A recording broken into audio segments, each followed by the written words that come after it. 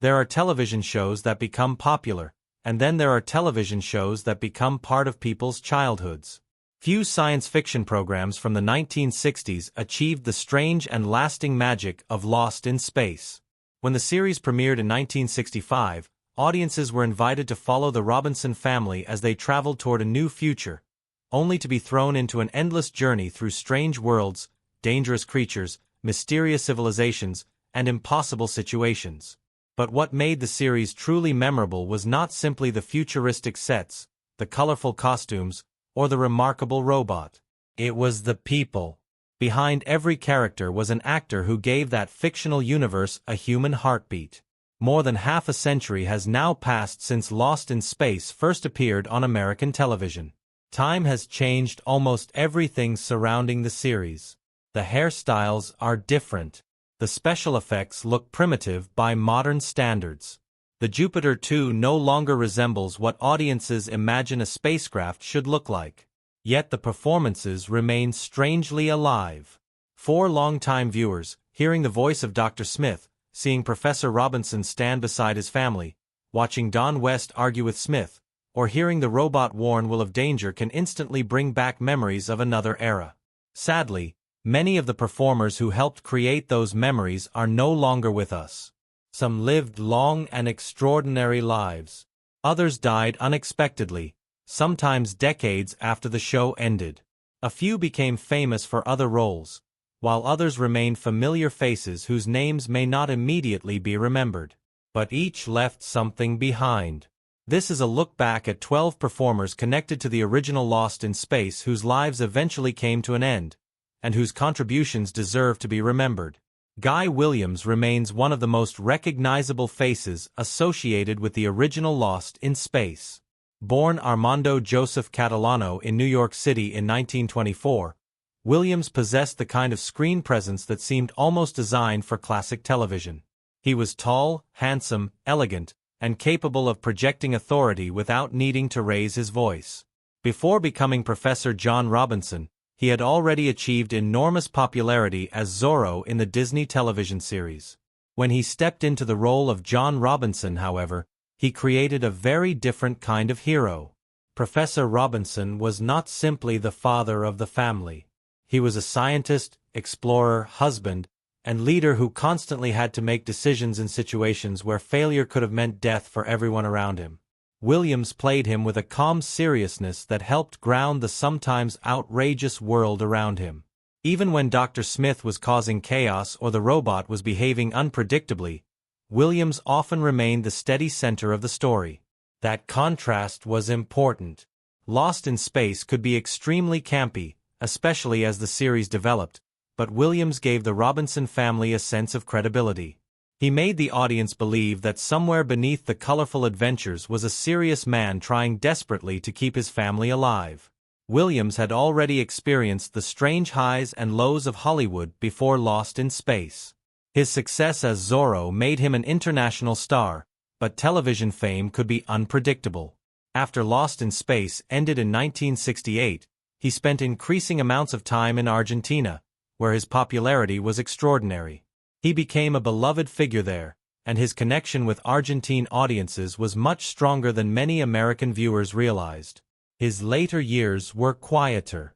Williams lived in Buenos Aires and remained fascinated by the possibility of returning to the kind of heroic roles that had made him famous. But the comeback never fully materialized. In 1989, he was found dead in his Buenos Aires apartment at the age of 65. Initial reports described an apparent heart attack and noted that investigators were examining the circumstances. Later accounts have reported that an autopsy determined he died from a ruptured brain aneurysm. His death was particularly painful because it happened far from the television world that had made him famous. Yet in Argentina, his passing was deeply mourned. For many people there, he was not merely an American actor. He was Zorro, a childhood hero. And for science fiction fans, he remained Professor John Robinson, the father who guided the Jupiter 2 crew through the unknown.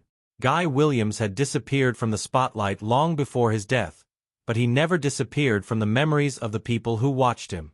Every time the Jupiter 2 is mentioned, every time the original series is replayed, and every time a viewer remembers the dignified man standing at the center of the Robinson family, Guy Williams returns.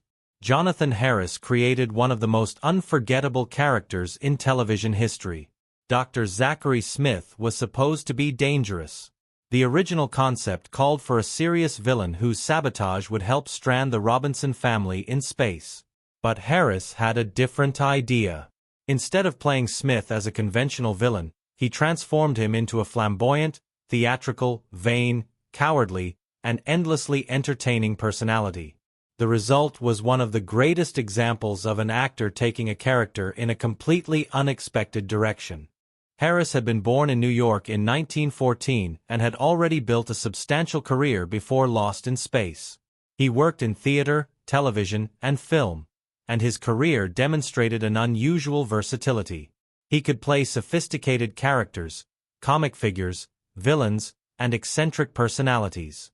He also had a remarkable command of voice and accent. According to his obituary in The Guardian, Harris came from a Russian Jewish family and originally studied medicine at Fordham University before pursuing acting. He worked extensively in regional theater and on Broadway before becoming a familiar television performer. When Lost in Space arrived, Harris understood something important about Dr. Smith. A straightforward villain might have been written out of the story quickly. A comic villain could become indispensable. Harris therefore made Smith entertaining enough that the audience wanted him to remain around. His relationship with the robot became particularly memorable. The insults, arguments, dramatic reactions, and exaggerated mannerisms turned what might have been a simple villain into the emotional engine of many episodes. Harris understood that comedy required commitment. He never seemed embarrassed by the ridiculousness of the material. Instead, he embraced it completely. That commitment eventually made Dr. Smith one of television's most recognizable characters. Harris continued working long after Lost in Space ended. He appeared in numerous productions and later became an accomplished voice actor. Younger audiences encountered his voice in animated productions, allowing his career to continue into another generation. His ability to reinvent himself helped ensure that his fame did not disappear with the end of the 1960s. Jonathan Harris died on November 3, 2002, just 3 days before his 88th birthday. He had been hospitalized after a back injury and died from a blood clot. His passing came while projects connected to Lost in Space were still being discussed, making the timing particularly poignant. Harris had spent decades living with the character of Dr. Smith, and even decades after the original show ended, audiences still knew exactly who he was when someone mentioned the name. He was not simply the villain of Lost in Space. He was one of the reasons the show remained memorable.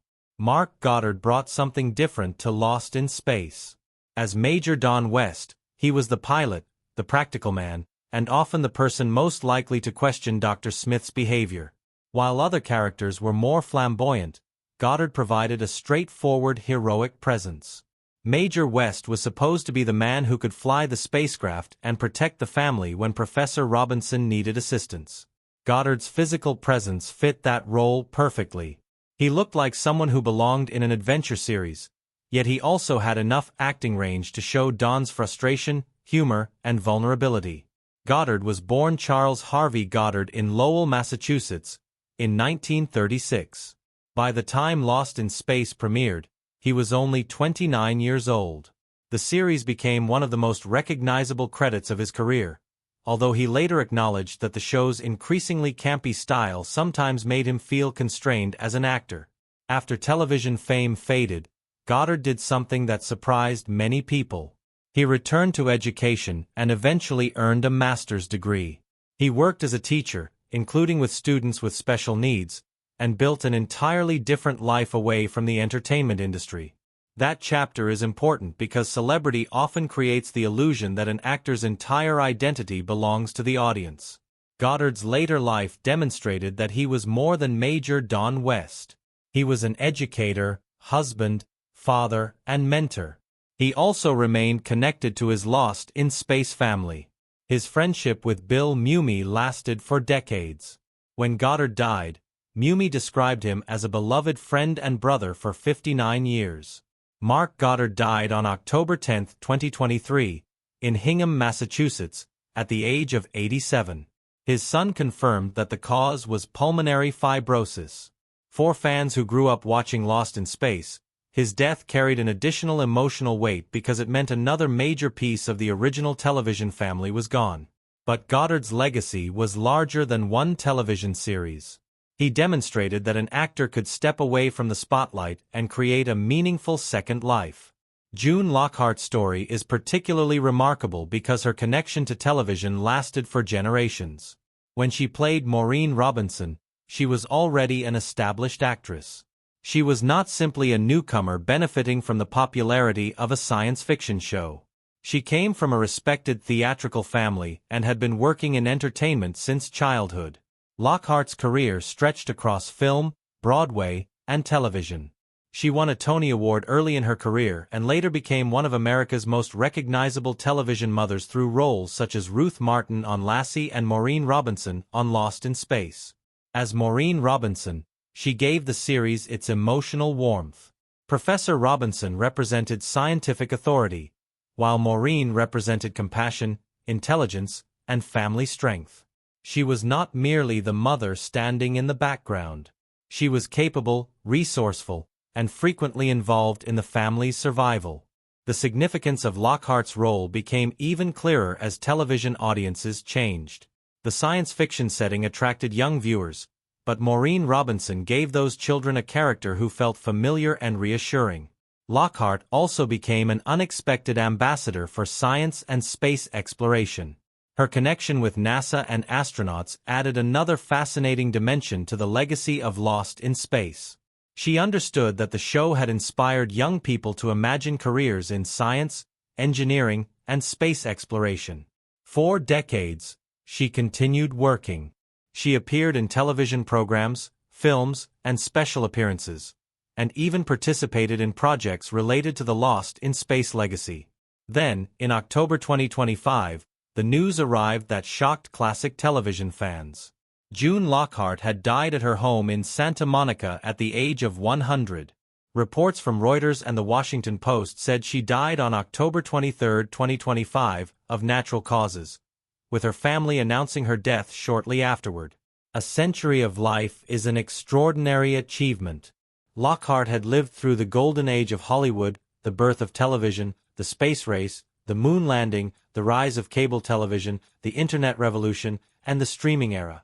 She had watched science fiction transform from colorful television fantasy into a genre capable of imagining entire futures. And through all of those changes, Maureen Robinson remained one of the roles most closely associated with her. For many fans, June Lockhart's passing felt like the closing of another door to the television era of the 1960s. But her career was so long that her legacy cannot be contained by one decade. She belonged to multiple generations, and her work continues to introduce new viewers to the warmth and intelligence she brought to the screen. Bob May was a very different kind of star because millions of viewers knew his character without necessarily knowing his face. Inside the famous robot costume was an actor who had to perform under extraordinary physical conditions. Bob May played the physical role of the robot while Dick Tufeld supplied the distinctive voice. The combination of May's movements and Tufeld's voice created one of television's most recognizable science fiction characters. May was born in 1939 and came from a show business background. He had worked as an actor and stuntman before being chosen for Lost in Space. According to the Associated Press obituary, he was selected by creator Irwin Allen to play the Robinson family's mechanical companion in the series that debuted in 1965. Playing the robot was not as easy as it might appear. The costume was cumbersome, and May had to communicate emotion largely through body movement. He could not depend on facial expressions because viewers could not see his face.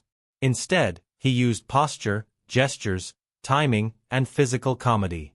That physical performance became a crucial part of the character. The robot could be frightening, funny, loyal, confused, angry, and even emotional. May had to communicate those changes while essentially acting through a machine. It is easy to assume that a character like the robot was created entirely through special effects, but May's performance was a major part of what audiences connected with. His timing helped turn the robot from a prop into a character. Bob May died on January 18, 2009, at the age of 69, after suffering congestive heart failure. His passing reminded fans that the beloved robot had actually been a collaboration between two performers. One supplied the body. One supplied the voice. Together they created something that outlived both of them. Dick Tufeld deserves to be remembered alongside Bob May because without his voice, the robot would not have sounded the way generations of viewers remember. Tufeld was a professional announcer long before Lost in Space. His career in radio and television was extensive, and his voice was heard in many programs, commercials, broadcasts, and promotions. He had the kind of controlled, authoritative voice that was perfectly suited to the futuristic robot. The famous warning associated with the character became one of television's most recognizable phrases. Tufeld did much more than read lines. His vocal delivery gave the robot personality. The robot's voice could sound urgent one moment and sarcastic the next. It could express loyalty, fear, confusion, or amusement. Tufeld transformed a mechanical voice into something audiences could emotionally understand. The Los Angeles Times reported that Tufeld died at his home in Studio City on January 22, 2012, at age 85. He had heart disease and had experienced declining health after a fall. What makes Tufeld